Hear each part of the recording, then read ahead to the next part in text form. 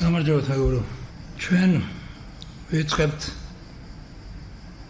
სამართლიანი სამართალის დამკვიდრებისთვის საჭირო სისტემური კონსტიტუციური ცვლილებების განხილვას. ეს არ იქნება უბრალოდ ჩამონათვალი ან დაკეტილი სურვილები. ეს იქნება თანმიმდევრულად იმ ჩვენი აქამდე მიღებული ეგრეთ წოდებული პრინციპების თუნდაც პოსტულატების საფუძველზე საჭირო წესის დამკვიდრება საზოგადოებაში. ჩვენ ვსაუბრობთ თავისუფალ საზოგადოებაზე. მაშინ გაჩნდება კითხვა, რატომ ვსაუბრობთ წესის სავალდებულო დამკვიდრებაზე. ერთი რაიმეა განსხვავებული პრინციპულად. სავალდებულო თავისუფალ საზოგადოებაში მხოლოდ ის ერთი რამეა, რომ სხვისი სავალდებულოდ მოპყრობა არ შეიძლება. ანუ თავისუფალი საზოგადოება არის წესი, როცა არავის აქვს უფლება სხვას მოექცეს მისი სურვილის საწინააღმდეგოდ. ეს წესი თითქოს მარტივია, მადგეთ და შევცვალოთ, მაგრამ ამ წესის ცვლილებით უზარმაზარი იმპერიები აგებული, რომელიც ძალადობაზე და დიქტატურაზეა დამყარებული. ამიტომ ჩვენს ქვეყანაში დღესდღეობით გვაქვს იმის საშუალება და ძალა თუ კი მოახერხებთ ორგანიზებას, რომ ნამდვილად დავამკვიდროთ თავისუფალი საზოგადოება. ნამდვილად ახლა მოცემულ მომენტში არის ჩვენ წინააღმდეგ მომართული რამდენიმე დიდი, რა დავარქვათ სახელად, დაინტერესებული ძალა ჩვენი საკუთარი დიქტატის, საკუთარი გავლენის ქვეშ მოქცევის, მაგრამ აქ, სადაც ამჟამად ჯერ კიდევ შემოგვჭა საქართველოს ეგრეთ წოდებული იურისდიქციული გავლენა, ანუ ოფიციალურად ეს საქართველოს იწოდება და ჩვენ გვაქვს ჯერ კიდევ შენარჩუნებული ამ ტერიტორიაზე საკუთარი თავის ფორმალურად მაინც მართვის უფლება, ჩვენ დღესდღეობით შეგვიძლია ვისარგებლოთ ამ დიდი ძალების დაპირისპირებით და შევქმნათ ჩვენი თავისუფალი ქვეყანა. ნებისმიერი ძალა გავლენის მოსაპლეებლად ეყრდნობა ადგილობრივ რომელიმე ჯგუფს, რომელიც ცდილობს იმ გარე ძალის დახმარებით საკუთარ ხალხზე გავლენის მოპოვებას, გაბატონებას, ასე გავთქვათ. თორემ თუ კი ცდილობს რაიმე სასიკეთო გაუკეთოს, მაშინ ამას არ დაჭირდება დიდი ძალის ხმევა. ადგება ჩვეულებრივად გამოიტანს ბაზარზე და მოგეწონება იყიდი. ის რაც სასიკეთოა კულტურის, წარმოების, მეურნეობის თუ რაც უნდა პროდუქტი იყოს, სხვა რა უნდა იყოს სასიკეთო, რასაც გვაძალებენ. ცხოვრების წესი? რატომ უნდა დაგვაძალოს ვინმე ნებისმიერმა თავისი ცხოვრების წესი ჩვენ და სასიკეთოდ? რამდენიმე დაპირისპირებული ისევ დაუბრუნდებით ყოველ დეტალის განხილვისას დაუბრუნდებით ჩვენ პრინციპების მოსაშველებლად და შემდეგ დავასაბუთოთ რა ხდება. თავისუფალი საზოგადოება, სადაც არავის აქვს სხვისი ნების შელახვის უფლება მისი ნებართვის გარეშე. არავის აქვს მის საქმეში ჩარევის უფლება. შეიძლება ადამიანმა გაურიგდეს, რომ აი მე რაღაცას ვაკეთებ და მოდი შენი გონებით გადაწყვიტე, გენდობი და აი ეს საკითხი გადაწყვიტე. ასე. ეს შესაძლებელია, მაგრამ ესეც გარიგების საკითხია. და არა ისე, რომ ვიღაცამ რომ აი შენ არიცი, ამიტომ მე შენ ახლა შენი ნების გარეშე ამ საქმეს ჩამოგაშორებ, ამას მე გავაკეთებ კარგად და შენ უზრუნველყოფილი იქნები სოციალურად. კარგად იქნები უზრუნველყოფილი. რამდენიმე საკითხი ტრიალებს. იმ დღიდან, როცა ქართული ტივის, კიდევ ერთხელ მადლობა ქართული ტივის ამ საშუალების მოცემის გამო. ქართული ტივის ეთერით გავიდა სამართლიანი სამართალის შესახებ საუბრები. არ ყოფილა ბევრი გამოხმაურება, რამდენიმე ბატონი თამაზი, ბატონი ჯოანშვილი, ბატონი ირა და ყოველ შემთხვევაში მადლობა მათ. უფრო მეტი კეთილი სულვილები და წარმატებების სულვილი იყო, მაგრამ რამდენიმე წინადადებაც იყო. და ეს რამდენიმე წინადადება მნიშვნელოვანია, მაგრამ ახალი არ არის. გამეორება ერთ-ერთი ასეთი არის ამ ჩვენ ნებისთვის, რომელსაც როგორც მე ახლა ვხედავ მიმოხილვების დროს რა ვიცი, მედიაში, მსოფლიო ამერიკის, ინგლისის, ბრიტანეთის, რა ვიცი, ევროპის თუ აზიის ქვეყნების საკითხების განხილვისას სხვადასხვა დაპირისპირებული მიმოხილველები ყველა შემთხვევაში იშველიებენ ერთ იდეას. და აღნიშნოთ, რომ უმეტესწილად ეს მიმოხილველები დაინტერესებული ხალხია. თავის საქმით დაინტერესებული. მეც დაინტერესებული ვარ ჩემი საქმით. მე არ ვარ ეგრეთ წოდებული ნეიტრალური პიროვნება. არ შეიძლება ადამიანი ნეიტრალური იყოს და აქტიურობდეს, გამოყადავდეს რაიმე იდეებს და საქმეს. მე არ ვარ ნეიტრალური, იმიტომ რომ არ მომწონს ის, რაც აქამდე ჩვენ ქვეყანაში ხდებოდა და არ მინდა გაგრძელდეს ასე. ვინც მიუკერძოებლობა სხვა საკითხია. მიკერძოება ნიშნავს დამახინჯებას ფაქტისას და ვინმეს სასარგებლოდ ბოროტად, ცდარი, დეზინფორმაციით ან ყალბი მტკიცებულებით გადაწყვეტას. ხოლო ნეიტრალურობა ნიშნავს, როცა გულგრილი ხარ. გულგრილი არც ერთ შემთხვევით, არც ერთ ვარიანტში არ ვარ და ვერც ერთი შემთხვევის მიმართ ვერ ვიქნები, რაც ამ ჩვენ ქვეყანაში მიმდინარე მოვლენებს ეხება. იმიტომ რომ ჩემი ქვეყანა ჩემი ცხოვრებაა.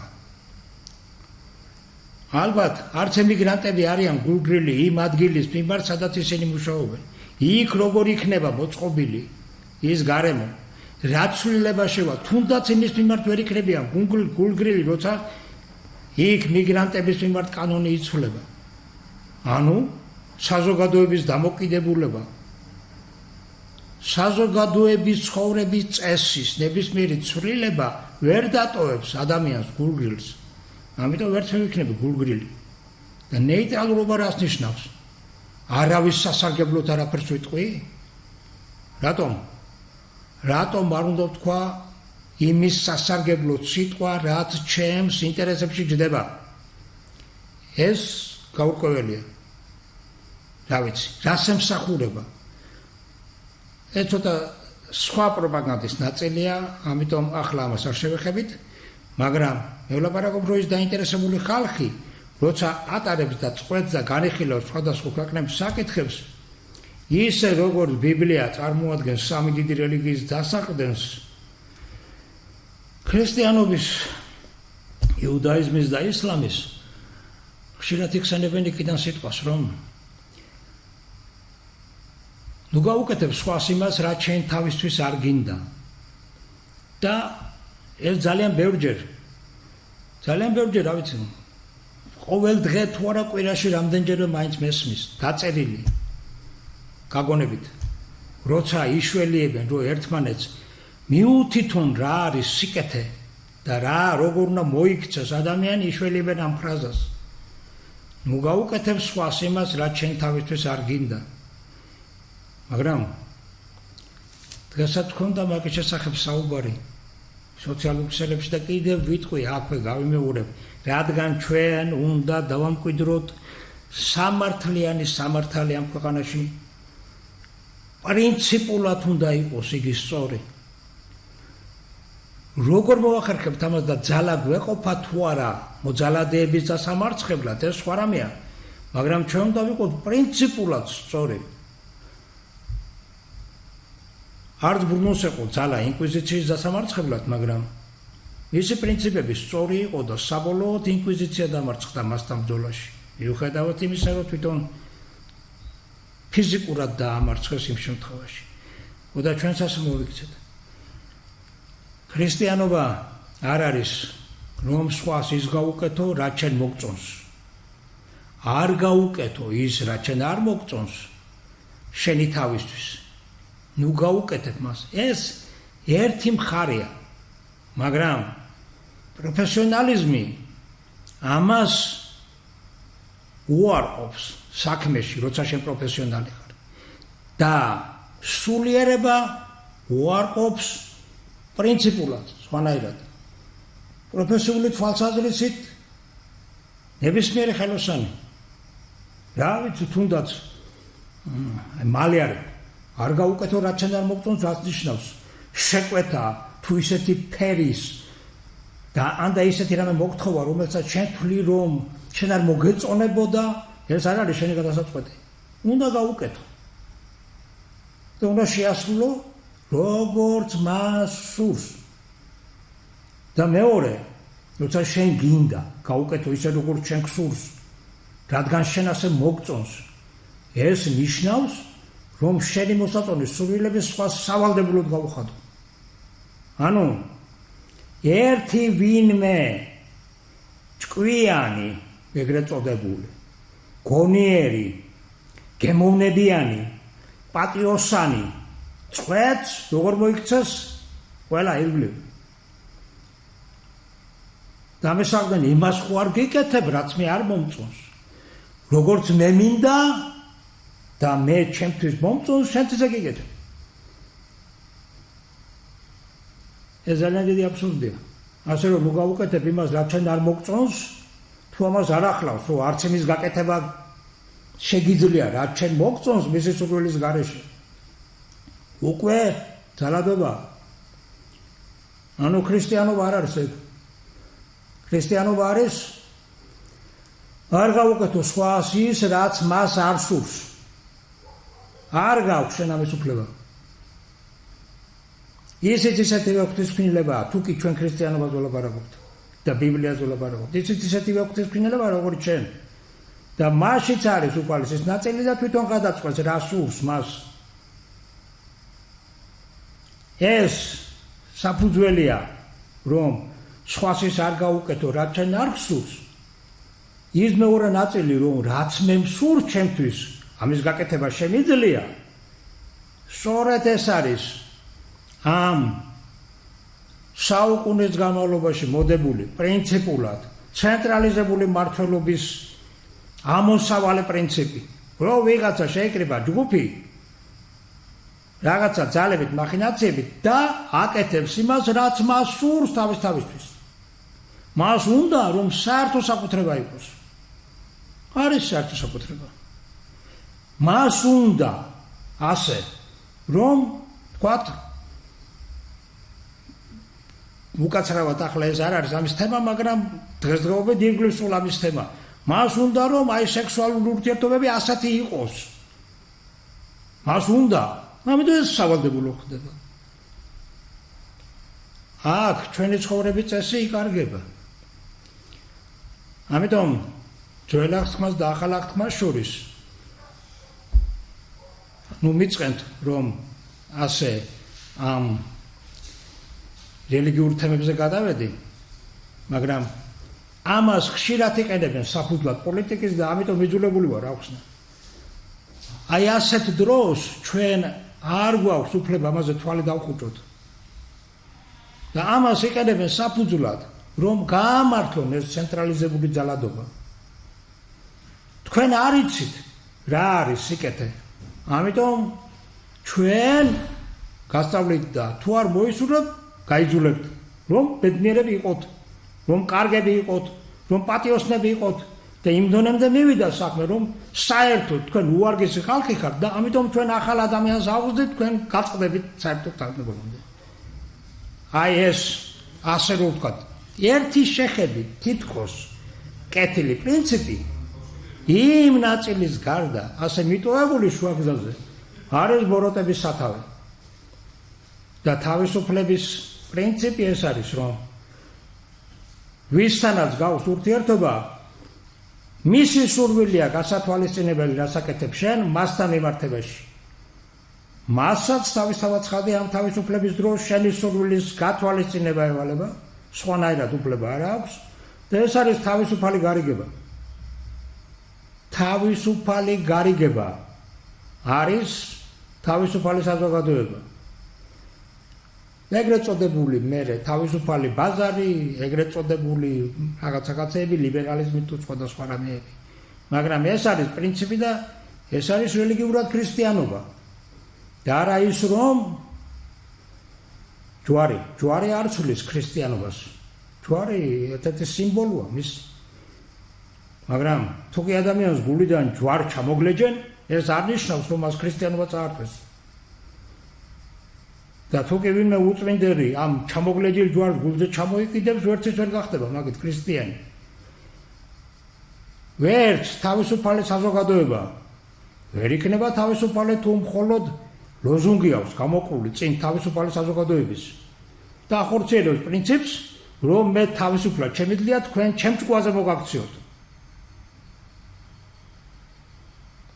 რა შუაში ახლა ეს ყველაფერი წარმოებასთან, ეკონომიკასთან და კეთილდღეობასთან. სულიერება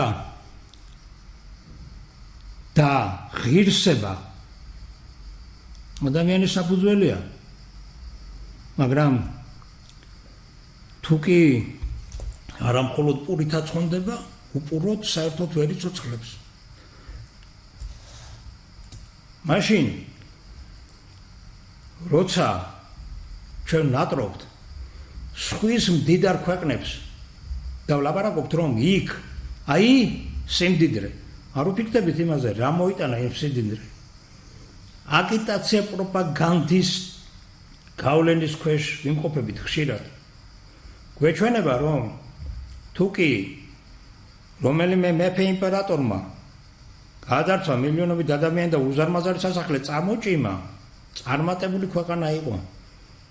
წარმატებული ქვეყანა იყო მიმით, რომ ბევრი სხვა გადარჩა, თუ მაგას წარმატება ქვია. მაგრამ საბოლოო ჯამში ყველა დიქტატურა თვითონ საკუთარ ხალხს აპარტახებს, რადგან დროთა განმავლობაში ის ძარცვა და დასუსტებული ხალხი თავის შემჭმელსაც ჭამს. ეს გარდაუვალია. ამიტომ იგრევა იმპერიები და ამიტომ იგრევა ყველა ძალადობის სისტემა. აუცილებლად. ხოლო ჩვენ პატარ-პატარა მაგალითები განვიხილოთ, ახლა რა ხდება ამ შემთხვევაში. თქვათ, მე ვლაპარაკობ სამართლიან სამართალზე და ვამბობ, რომ მოდი, ამისთვის რაღაცები არის გასაკეთებელი. თქვენ არ მეკითხებით, არ მონაწილეობთ, შედარებით, არ ვიცი, ან არ გიფიქრიათ ამდენი ამ საკითხზე, ან გერიდებათ, ან არ თვლით საჭიროდ, თქვენი გადასაწყვეტია, მაგრამ მე მაინც მინდა, რომ მივიყურო ყურადღება და გითხრათ, თქვენ შეიძლება გაინტერესებთ უბრალოდ ელემენტარულად გადაწყვეტოთ, შენ მოიქეც, შენ გააკეთე.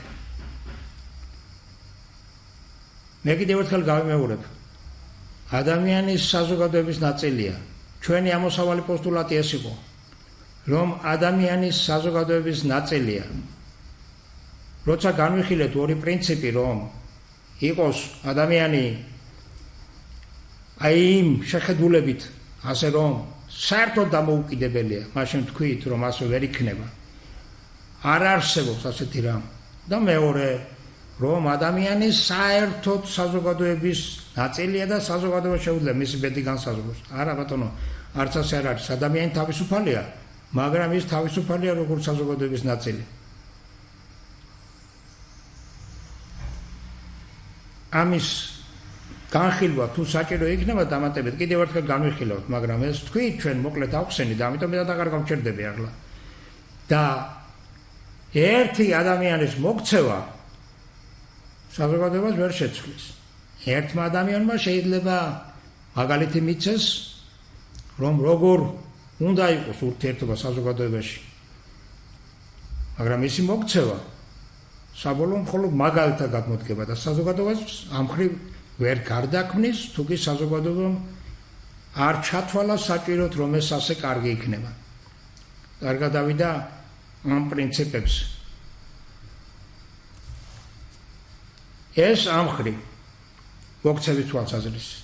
და მეორე, როცა ჩვენ ვლაპარაკობთ, რომ როგორც აღნიშნეთ მანამდე 200-ზე მეტი პარტია და კიდევ უფრო მეტი დაჯგუფება ერთი და იგივე პრინციპებს თავაზობთ, რომ მე ვიქნები თქვენი მართველი ძალა და მე მოვახერხებ, რომ თქვენ ისე იცხოვროთ, როგორც საჭიროა. მე დაგასაქმებთ, მე გეტყვით რა გააკეთოთ. თავისუფალი საზოგადოება ამ ხალხს მისცემდა საშუალებას თვითონ გაეკეთებინათ ის რაც სურთ და აი ახლა აქ ვნახოთ რა დაპირისპირება ხდება, რა ხდება ჩვენ ქვეყანაში ასეთი რომ ერთი ამბობს რომ მე შემიძლია ამის გაკეთება, ეს კარგი იქნება. ყველათან ახმა, მაგრამ რაღაცა ჭედავს არ გამოდის. რატომ? რა ცვლილებაა შესატანი ამ საზოგადოებას რა უშლის ხელს? თქვი ჩვენ ეგეც, მაგრამ აი ახლა მოდი ასე განვიხილოთ, აი როცა ვისაუბრეთ ჩვენ რომ რომელიმე მეცნიერმა, რომელიმე ინჟინერმა, ან რომელიმე სპეციალისტმა გადაწყვიტა რომ მე ვიცი რომ ასეთ წარმოება ქვეყანა ძალიან წაადგება და ამას გავაკეთებ. გააკეთე. ვინ გიშლის ხელს? ვინ უშლის ხელს? რესურსის არ ქონა. რესურსი უკვე ვიღაცის ხელშია ცენტრალიზებულად. ესე იგი, როცა ადამიანები ნებისმიერ თავის მოფიქრებაზე მიმართავენ ხელისუფლებას, რომ შენ უნდა გვიშველო ამის განხორციელებაში, ისინი მართლები არიან, ეგრეთ ასე ვთქვა, დე-ფაქტო არსებული რეჟიმის გამო, რომ თუ არ მიმართავ, მთელი რესურსი მის ხელშია, მის საკუთრებაშია და შენ ამის გაკეთება არ შეგიძლია. მისი ნებართვის გარეშე. მაგრამ მეორე მხრივ არასწორია, იმიტომ რომ შენ გთხოვ, რომ აი თავრობამ გამოყოს რესურსი, შენ გააკეთო ეს, მაგრამ ეს რესურსი ვისია? ეს არის ერთდროს ხალხის ყოფილი რესურსი, რომელიც ასე ცენტრალიზებულად ჩამოერთვა ყველას და ახლა სახელმწიფო, ანუ ეგრეთ წოდებული სოციალისტურ საკუთრებად ითვლება. სხვა შემთხვევაში მანამდე, თუ კი შენ გჭირდებოდა ვთქვათ, რაიმე საქმისთვის ერთი 5-10-20 ჰექტარი მიწა და შენ არ ქონდა ამის საშუალება შესაძლებელი ადგილას შეიძლებოდა ვინმე მეპატრონე დაგეინტერესებინა და ვისულიყავი მასთან და მოლაპარაკებოდი რომ ეს გააკეთებ და ორივენი მიიღებდით სარგებელს ამით. ანუ შენ კონკრეტულად ვინმე პიროვნებასთან გჭირდებოდა საუბარი. და რადგან ეს არის კერძო საკუთრება, როცა მიწა კერძო საკუთრებაა, ანუ ეგრეთ წოდებული რასაც ქვია ლიკვიდური რამეა, ის ყოველთვის არის კრედიტუნარიანი. შეიძლება საკმარისად არა, რაღაც სხვადასხვა იდეების გამო, მაგრამ აინც. ანუ შენ ფლობ რესურს, შენ ფლობ კაპიტალსაც ამ დროს პოტენციურად, მაინც საჭირო საქმისთვის. და ზოგჯერ შესაძლებელია ამ კაპიტალის გაერთიანება ხალხის დაინტერესებით. ამით უნდა იქმნებოდეს ეგრეთ წოდებული კომპანიები, ის სააქციო საზოგადოებები. ხარა გამოდის ამ შემთხვევაში რამდენმა ადამიანმა უნდა მოელაპარაკოს, ყველას საკუთრება ნოლია. მაინც ცენტრალური ხელისუფლება წვეთს. გაკეთდება თუ არ გაკეთდება. რამდენი ხელმოწერაც არ უნდა მოგროვდეს და ხელმოწერა მოაგროვე რა შენს თანაც თვითონ ხელმომწერი არ არის დაინტერესებული, არ აინტერესებს გამოვა, არ გამოვა. სრულიად დამახინჯებულად არის მოწყობილი ეს სიტუაცია, რომ არავინ ფიქრობს იმაზე, ეს ჩანაფიქრი პროექტი გამოვა არ გამოვა, იმიტომ რომ ამ შემთხვევაში ჩვენ მაინც მივდივართ ხელისუფლებასთან სათხოვნელად.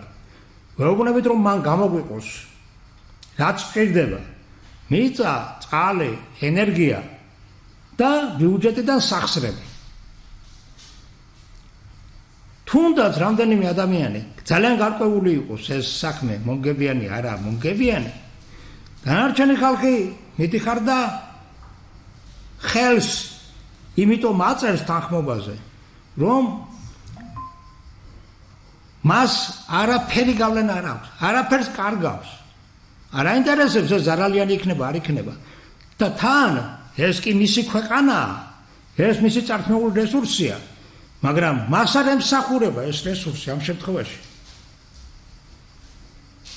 შეიძლება სრულიად სხვა ვინმე სხვა ინვესტორი შემოვიდეს და ამიტომ ამ ხრივ როგორმე ვიღაცასთან გაერთიანეს და იმ ცენტრიდან რაღაცა დაითრიო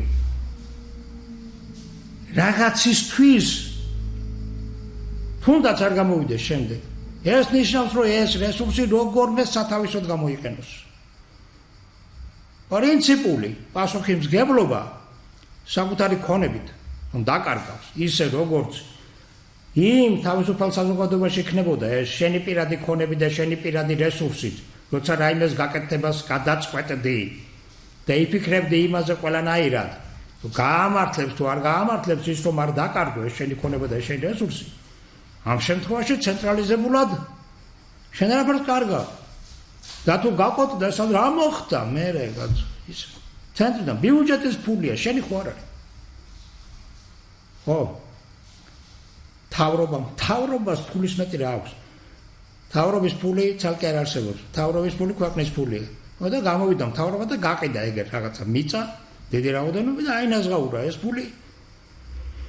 და შენ კიდე გეუბნება რომ შენ საერთოდ არაფერს არ მოგცემ, იმიტომ რომ თქვენ არაფრის თავი არ გაქვთ. ორ კურდღელს იჭერს რეჟიმი ამ შემთხვევაში. იმის გამო რომ შენ უპასუხისმგებლოდ გადაწყვიტე საკითხი, მას არგუმენტი უჩნდება საიმისოდ, რომ ჩვენ ხალხს არ აქვს დაგეგმის უნარი, არ გვივარგა კადრები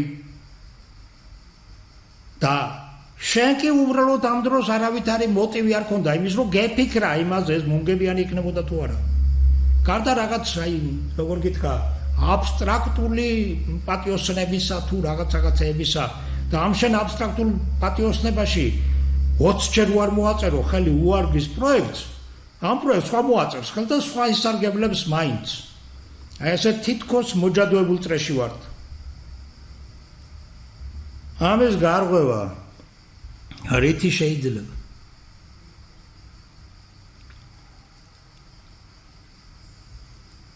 თავისუფალი საზოგადოება არ ნიშნავს, რომ დავამკვიდროთ ადამიანებში წესი ერთმანეთის საქმეების არ ჩარევის და ამ დროს ამ ადამიანებს საკუთარი საქმე არ ქონდეს, არც ერთს. ამას დიდი ხნის წინ მივხვდნენ ევროპელი, როგორ თქვა ეს ფუნდამენტულად ვინ შექმნა ეს ეკონომიკის საფუძვლები და საზოგადოების საფუძვლები, იქაც რაღაცები აკლია იმას, იმათი მაშინდელი რეჟიმებიდან გამომდინარე, რაც მათ ვერ წარმოედგინათ, რომ ასეთ შეიძლებოდა ყოფილიყო, მაგრამ მაინც მივხვდნენ, რომ თუ ადამიანი არაფერს ფლობს, არ აქვს თავის საქმე, თავისუფლება ფარსია.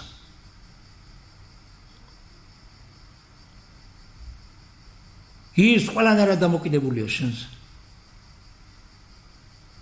და ეს თავისუფლება ფარსია. ამიტომ იმ დიდი გარდაქმნების და გარდატეხების დროს აგერ რამდენიმე ათეული წლის წინ როცა ერთი რეჟიმის დაანგრევა გვინდოდა და რაიმე ახალის დამკვიდრება მაშინ იდგა საკითხი ასე პრივატიზაცია რისთვის იყო საჭირო ვიღაცამ თქვა რომ ზარალიანი წარმოებების გადასარჩენად ამდა რა ვიცი საერთოდ რაღაც ეკონომიკურს იმას უდებდნენ სარჩულს ამას მაგრამ როგორ ის რაც მომგებიანია იყოს სახელმწიფო საკუთრებაში ხოლო რაც ზარალიანი გახდა მივცეთ ხალხს რატომ უნდა მივცეთ ის რაც ზარალიანია რომ ხალხი გაკოტრდეს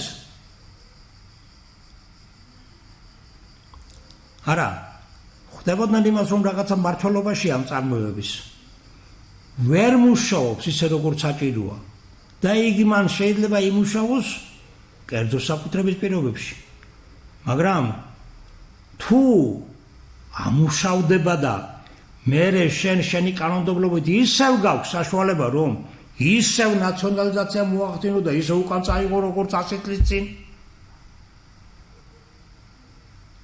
მაშინ ცხადია ინტერესი იკარგება და ეს უკვე მოხდა ვინც რა გააკეთა რაღაცა შექმნა მარტო კაც რაც შეეძლო თავის ინიციატივით ვინც რა გააკეთა ამ ბოლო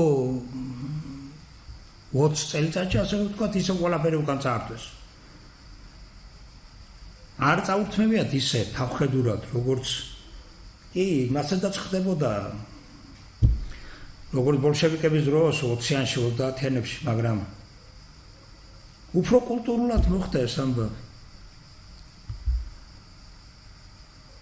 მოდი მე უფრო ლამაზად გავაკეთებ და უშნო შენობები არ იყოს საქართველოში ხო მოგაწონებათ კი რა თქმა უნდა არ გვინდა უშნო შენობები საქართველოში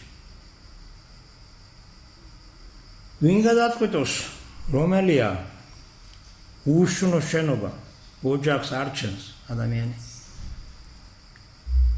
ჩვენ სასწაული პარადოქსი არ არის თაღლითობა უფრო ქვია ამას წინაშე დავდექით რომ ნებისმიერი გლეხის წარმოება იმიტომ რომ მას 100 წლის განმავლობაში წარმოული ჰქონდა ყველანაირი რესურსი მინიმალურ ზღვარზე გადის მინიმალურ ზღვარზე იცით ალბათ ხალხი აი ქუხნებში სამზადებში ასე ამზადებდა საკვებს ჩვენი ლორი შუა ცეცხლზე ადგა ქუხნაში ზევით შეკიდული იბოლებოდა ასე რომ ვთქვა ყველი იქვე შუა ცეცხლზე ჩამოკიდებული კარდალაში ამოყავდათ საქონელს იქვე სადღაც მოსახერხებელ ადგილას იქვე კლავდნენ ოღონდ წესი ჰქონდა ყველაფერს და თავისებური სისუფთავის დაცვა არაფერი დამართია ჩვენ ხალხს ამ ხნის განმავლობაში და უამრავი სახეობის ღვინო, ყველი, საკვები პროდუქტი, სუფრის ასე რომ ვთქვათ მზარეულობის ბევრი რეცეპტი და რაღაცები შემოგვინახეს და გამოჩნდა ხალხი ინიციატივიანი რა ძალიან სასიამოვნო იყო რომ შეგროვდა აი ესენი ვიღაცებმა შეაგროვეს ეს რეცეპტი შეაგროვეს ეს ტექნოლოგიები და უცებ ამ შეგროვების მერე შეიცვალა დამოკიდებულება რომ კი მე სადმე იმ სოფელში იმ სოფელი გლეხის ქალთან გავსინჯე ეს პროდუქტი ძალიან გემრიელი იყო მომეწონა მადლობა უთხარი ვისწავლე მისგან მაგრამ მან არ შეიძლება გააკეთოს ეს იმიტომ რომ იგი ბინძურად აკეთებს იგი მიწა იატაკზე იქ კედელია ჭვარტლიანი ჰიგიენას ვერ იცავს ამიტომ მან არ გამოიტანოს ბაზარზე პროდუქტი ეს ლიცენზია ჩემია და აწმე გავყიდი წარმოიდგინე ასეთი რამე რომ ვინმე 100 წლის 200 წლის წინ რო ეკნა რომელიმე ტექნოლოგია გადარჩენილი იქნებოდა ტყუილია რომ ევროპას ბაძავთ ევროპაში ყველა ტექნოლოგია საოჯახო ტექნოლოგია და საგვარეულო ტექნოლოგია ის ყველიც ის ღვინოებიც და ის ტექსტილი და რაღაცა ნაწარმოებიც ისიც საოჯახო ტექნოლოგიებია. კი შეიძლება გადაიყიდ გადმოიყიდა, მაგრამ მაინც უბრალოდ იქ გაკულაკება არ მომკვდარა. არავის წაურთმევია ეს კონიაკის ქარხანა ერთბაშად და არ გადაუციათ ცენტრალური მმართველობისთვის და არ დაუნიშნავს ის მოდი ახლა კი მასაც მოხდა იმ ქვეყნებში ზოგან, მაგრამ რაღაც ავტონომია მაინც შეუნარჩუნეს. ასეთი მასშტაბით რაც აქ მოხდა არ მომხდარა. და რატომ გონია ვინმეს რომ თქვათ თუ კი ჯერ კიდე შემორჩენილი მართალია დახვრიტეს იმისი ავტორი იგავი, მაგრამ თუ კი შეეძლო რომ სამზითვოდ 200 ძროხა მიეცა გათხოვილი გოგონასათვის რომელიმე ხევსურს თუ მას არ გააპარტახებდნენ არ ჩამოართმევდნენ და 2 ძროხის მეტის უფლებას არ დაუტოვებდნენ მხოლოდ მას ვერ ექნებოდა დღეისთვის მაგალითად იმ რახან 200 სამზითვოდ მიცას სავარაუდოდ იმაზე ნაკლები არ ქონდა თავის ოჯახისთვის. მართალია ხევსურული ძროხა პატარაა, მაგრამ რატო ფიქრობს ვინმე რომ იმას 500 და 800 ძროხაზე არ ექნებოდა ახლა თავისი ფერმა და კარგად მოწყობილი სუფთა ტექნოლოგიურად გამართული ქარხანა თავისი ნაწარმის გამოსაშვებად. ამიტომ გლეხი კი არა, ბინძური. სიგარიბია ბინძური. სიგარიბე. დაბანასაც საპონსაც ფული უნდა. და როცა შენ მაგალითად ამ სისუფთავის და ჰიგიენის დაცვის მიზნით იმან ვინ სოფელში იცოდა ყალბობა და საქონელთან მოყრობა მას უგრძალავს საქონლის დაკვლას არა იმიტომ რომ რეგულაცია არ შეასრულა არა შენ არც გითქვამს რეგულაცია უბრალოდ დაუგრძალე ბიუჯეტიდან დააფინანსე დაადგინე გააკეთე პროექტი ცენტრალიზებურად მოაწყვე კაფელი მიიტანე ჰა 1.50 კვადრატული და დააგე მეტი არაფერი და წყალი და მერე ეს რომელიც ამით ცხოვრობდა ამას წართვის საქმიანობის უფლება მიიყვანე ახლა იქ და ხაზბად იქ მუშაობს ოღონდ მაშინ როცა შეეძლო ამაში მართლა ოჯახი ერჩინა ახლა ერთ საქმეში 15 ლარი 20 ლარი ანდა კუჭმაч იმას სამიცემენ ეს დარწვა ამიტომ თავისუფლება რესურსთან ერთად არის და მაშინაც კი როცა 100 წლის წინ დიდი რევოლუციები ხდებოდა მაშინაც მოთხოვნა იყო რუსეთში რუსულად მიწა და თავისუფლება არ ყოფილა თავისუფლება და მიწა თავში გიხლიათ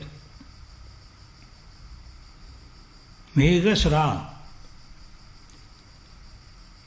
მიწა რაც ქონდათ პირად საკუთრებაში პატარა ნაგლეჯი ისიც საერთოდ და თავისუფლება როგორი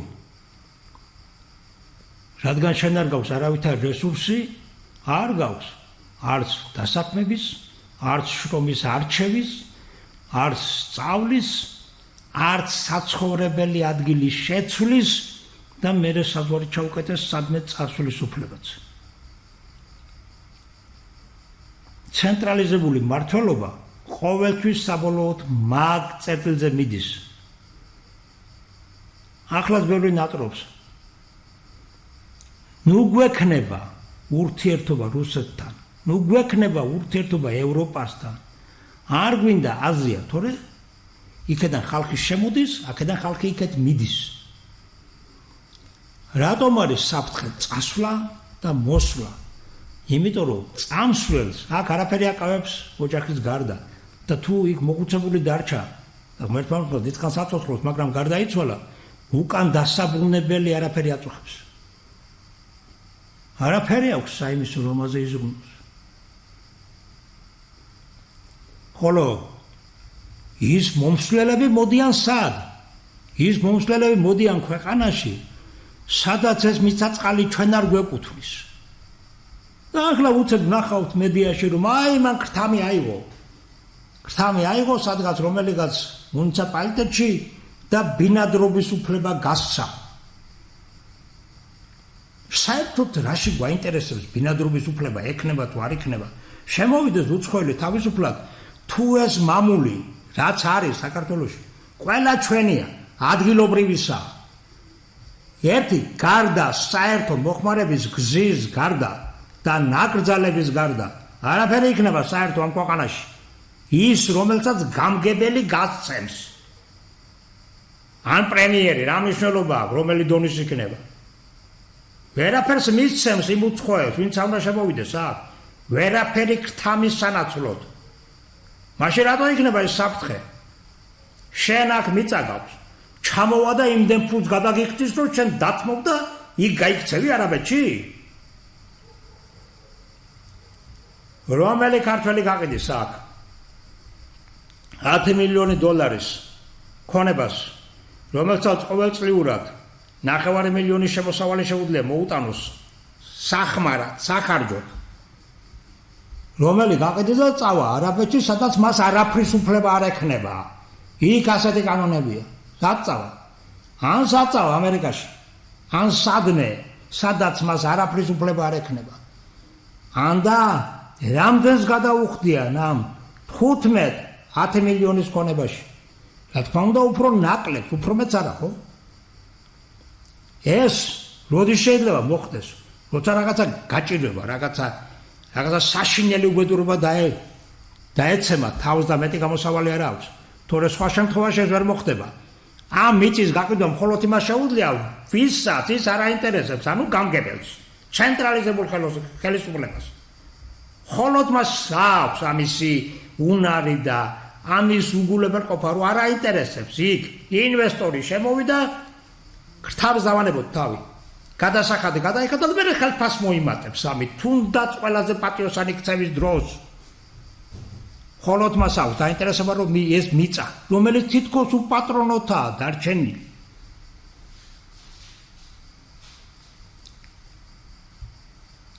სახელმწიფო მიწები რომელი სახელმწიფო მიწები საიდან გახდა ეს მიწები სახელმწიფო ხალხია ჩვენ ვართ სახელმწიფო ხალხის საკუთრება უნდა იყოს და თუ კი იქნება ხალხის საკუთრება და მას ექნება ეს რესურსი მაშინ ჩვენთან ყველაფერი განვითარდება ის მეურნეობაც და მეურნეობისთვის საჭირო ტექნიკაც არ ეშლება ჩვენ ხალხს არც გამოგონება და არც მეცნიერული კვლევა ჩვენ მქონია მაგის მაგალითები შესანიშნავი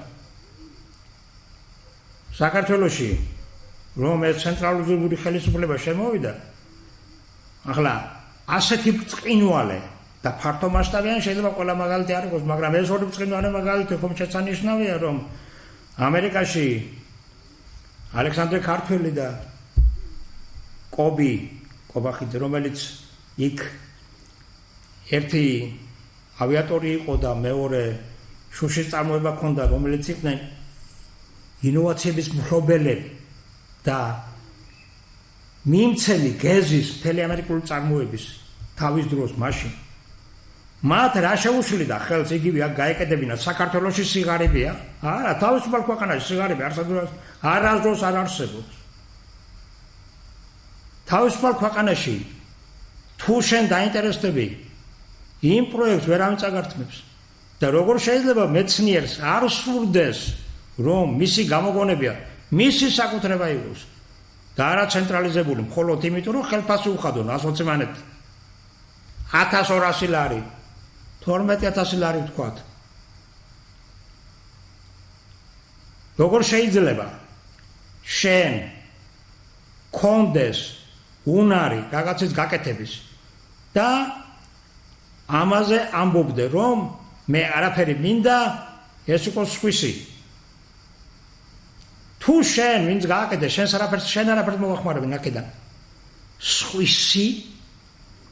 სხვისი ვისი იქნება ის სხვას მოახმარენ რამეს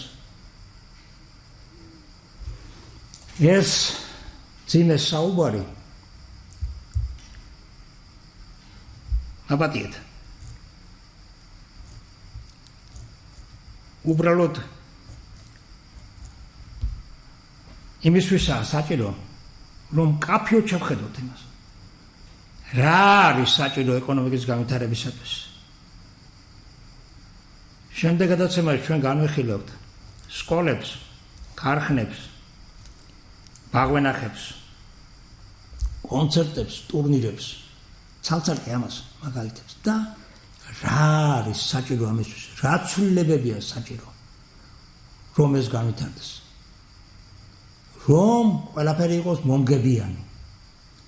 რომ ნიჭმა მიიღოს არა ბიუჯეტიდან, არა ფრესკეთებაში, უბრალოდ ნიჭიერად აღიარებაში ნიშანი და მე ამ ნიშნის გამო ნიშანი რა შეფასება, სერტიფიკატი ან და რამე და მე ამ ნიშნის გამო ხელფას რაღაც არამედ მან შექმნას თავის ნიჭიერებით პროდუქტი, გაყიდოს და ამ გაყიდვით მიიღოს შეუზღუდავი შემოსავალი.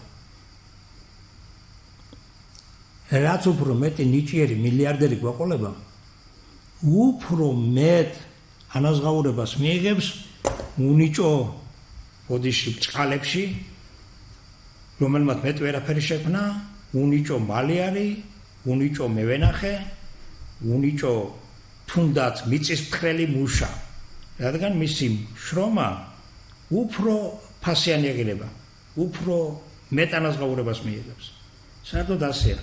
როცა კლიენტი მდიდარია, მუსიკოსისთვისაც ის არის კარგი და მუშისთვისაც, მეცნიერისთვისაც და სოციალურად დაუცველი, უნარ შეზღუდული ადამიანისთვისაც. ნახვამდის, კარგ ბრძანდებოდეთ.